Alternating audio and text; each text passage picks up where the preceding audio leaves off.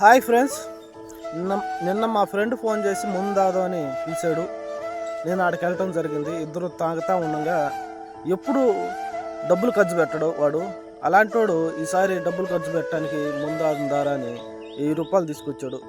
ఇంద్రా ఎప్పుడూ లేనోడివి ఈసారి ముందు తాగటానికి డబ్బులు తీసుకొచ్చావు అని నేను అడగటం జరిగింది.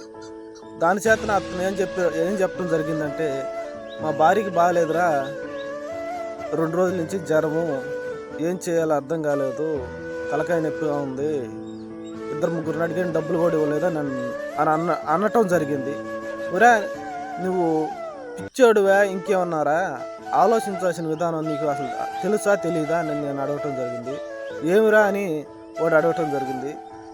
ఇప్పుడు నీకు ఆడ డబ్బులు లేవు ప్రజెంటు. ఇప్పుడు నీకు ఆడ 1000 రూపాయలు ఉండే. ఆ 1000 రూపాయలు తీసుకొని నువ్వు పెద్ద హాస్పిటల్కి తీసుకెళ్తే, నువ్వు హాస్పిటల్ అట్టే చేసినందుకు నీకు అన్నానుకో టిఫిన్కో పనికి వస్తాయి కదా. ఒక చిన్నపాటి ఆలోచన కూడా నీకు లేకుండా ఉంటే ఎట్రా?